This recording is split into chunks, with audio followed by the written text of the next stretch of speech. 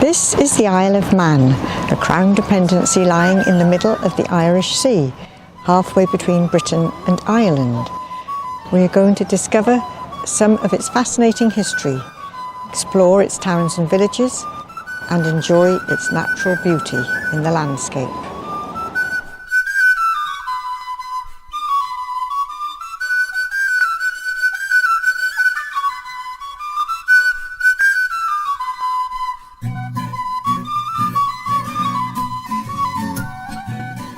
Celtic people lived here and left behind their Ogham stones.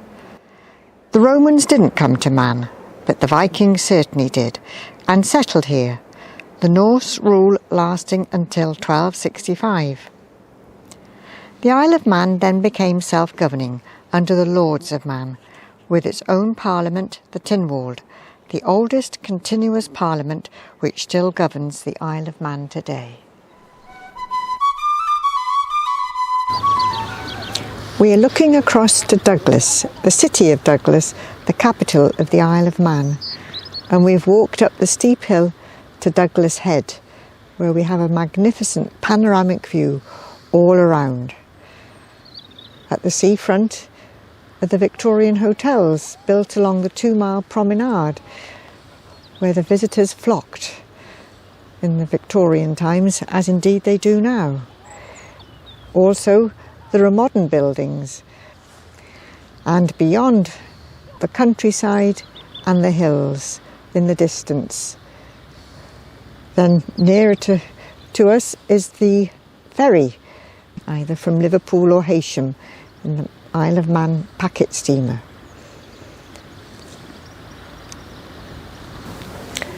The centre of Douglas looks much like anywhere else now, so we've come up out of the rain to the museum in Douglas.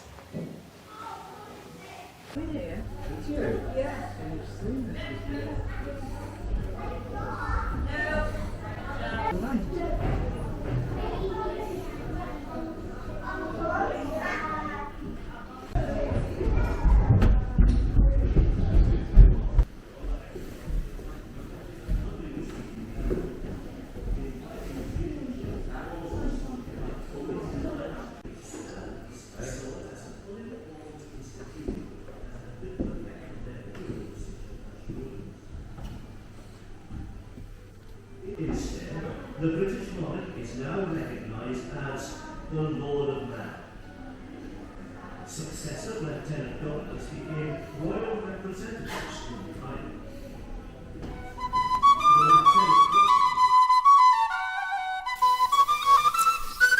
Douglas may be the capital of the Isle of Man now, but Castletown was its capital for centuries, right up until 1860. And the castle, which gives its name, was built on a bank of lava and is the most complete castle left in the British Isles.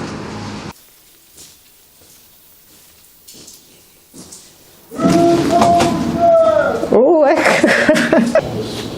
The castle dates from the 12th century. The oldest part of the present castle is the keep, which is believed to have been built in the time of King Magnus, the last Viking king who ruled here until 1260. Well, he died here in 1265. And then it was developed by successive rulers for a further 300 years. But in recent times, it has served as a centre of administration, a mint, a law court, and a prison. Som beheaded, then glad the ye. Blessed are they which are persecuted for righteousness' sake. Banished to Hudson, to Solence, and this is Bishop Wilson's prison, and he was placed here for insulting the governor's wife. But while he was here, he translated the Bible from English into Manx, and that's what we can hear here.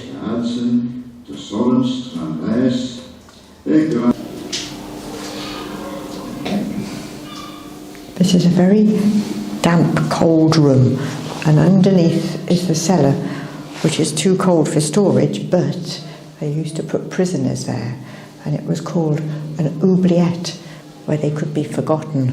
Ooh.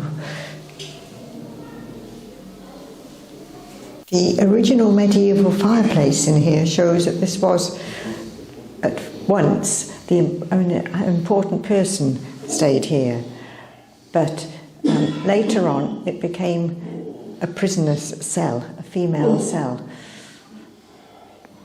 Doesn't feel very comfortable at all in here. This is the medieval banqueting hall for the kings of Man, and they look very pleased with themselves too.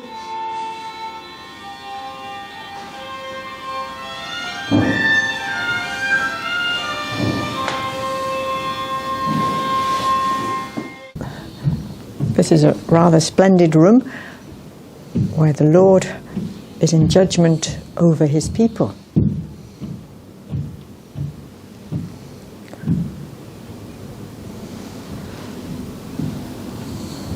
The way they've replicated tapestries all around the walls. They're very colourful. And this one with all the different animals. The elephant, the dragon, and the mermaid. Well, looking into it, it's lovely. So here is the unicorn, which can only be tamed by a fair maiden. This is the medieval treasury. It's a small room, but it's the most secure in the castle because the only way to get here is through the Lord's private chamber. And the built-in stone recess cupboard is an original feature, but the wooden doors are modern replicas based upon medieval examples.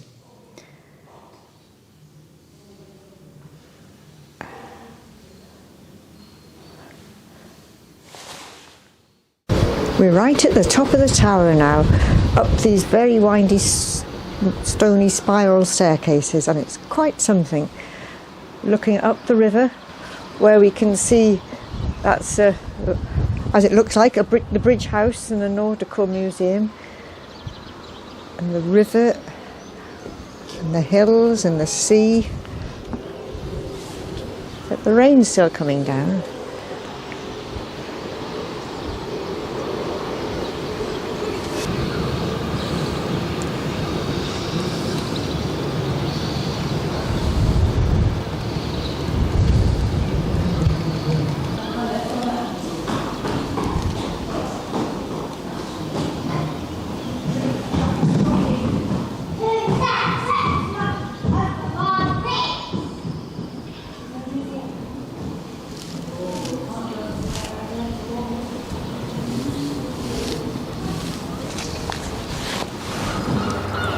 This is the old House of Keys, which was once the home of the Manx Parliament between the years 1821 to 1874.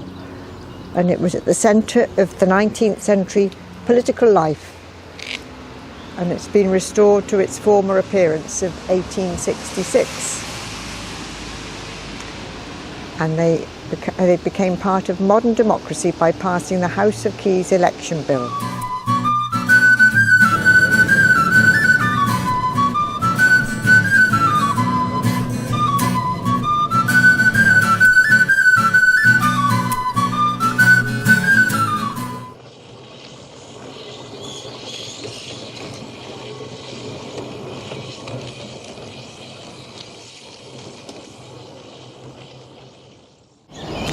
We have come from Douglas to Ramsey on the Manx Electric Railway.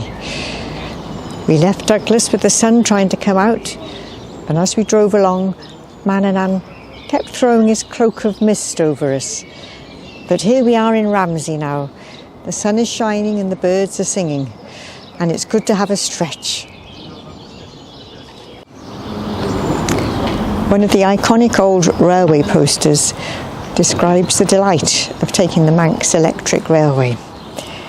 Finest scenery, loveliest glens and mountain views. Cars every few minutes from Derby Castle Station, breezy and invigorating. Ramsey is the second largest town on the island after Douglas, but it has the largest harbour, and it was the major trading route with Scotland. It was also attacked very often by the Vikings, but it no longer has any ancient buildings here. This is a very impressive swing bridge.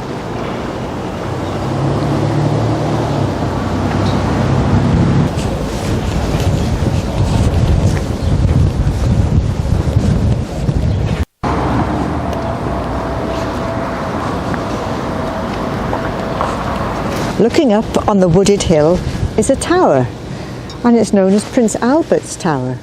The reason being that Queen Victoria and Prince Albert visited the Isle of Man, but poor Queen Victoria was so seasick that actually she never got off the boat. Prince Albert did, and he climbed up the hill, and so the residents built him a tower and named it after him. And behind the tower, in the mist that's coming across by Manaman, is Snape Fell, the highest point in the island. We came upon this sculpture in the square and have found that it's the two Norse kings of Man. The first one is King Orry, an almost legendary character revered by the Manx as their greatest king, and he seized the throne in 1079 and he invaded the island from here, Ramsey. He created the Kingdom of Man and the Isles, stretching from the Irish Sea to the Outer Hebrides. Then his son, King Olaf, ruled for 40 years before he was assassinated by his very own nephew here in Ramsey. They were commissioned for the millennium and were sculpted by the local artist Amanda Barton.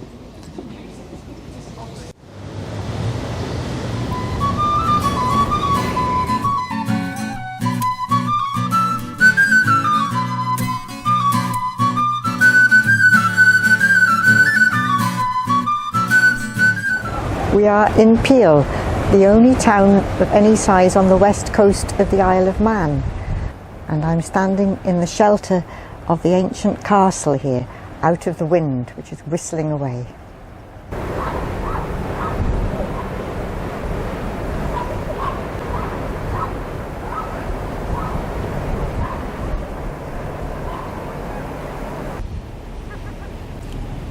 These are the ruins of one of the cathedrals in Peel, standing in the ruins of Peel Castle.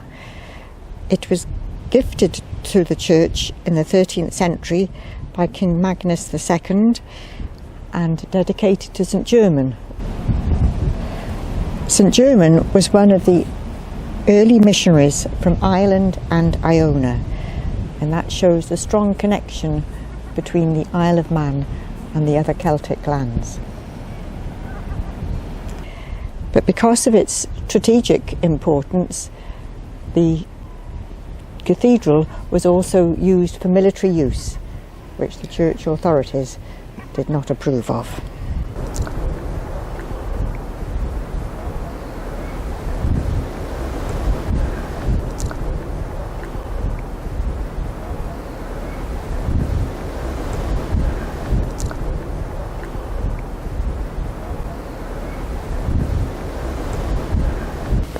It is likely that King Magnus Barelegs was the first to fortify St. Patrick's Isle at the end of the 11th century.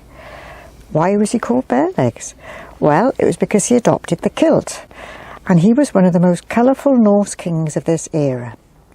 He took the throne in 1093 and later assembled a great fleet to sail south, intending to assert his sovereignty over the Kingdom of Man and the Isles, which Godred Crovan, still known in the island as King Orry, had carved out of the Hebrides in the Isle of Man after seizing Man in 1079. Magnus landed at Peel in 1098 to find a demoralised Manx population. The civil war had followed the death of Godred and had boiled over into fighting, which had claimed the lives of the contenders for the throne. He swiftly asserted his power by building 3 forts, one of which was almost certainly here on St. Patrick's Isle. The strongholds of this period, this Norse period, were often constructed from great timbers or piles. Such forts were known as peels and consisted of a wooden tower built on a natural or artificial mound, which was sometimes reinforced by a moat and a timber palisade. St Patrick's Isle was, of course, already surrounded by water. This is the earliest remains of a church on the island, St Patrick's Chapel, and there's the herringbone style of the bricks being laid, which shows the date of it, 10th or 11th century. This round tower was built in the 10th or 11th centuries, and it is like the Irish round towers, for it is built as a lookout and then for a defence. It wouldn't have lasted that long, but the monks would have been able to stay in there for several days until danger passed. And even after the Vikings had gone, it was still used for several centuries. When you are standing up here, you can appreciate how strategically important this castle was for attack from the sea and also the land. On a clear day, you can see up north as far as Galloway and across to the west to the mountains of Mourne in Ireland.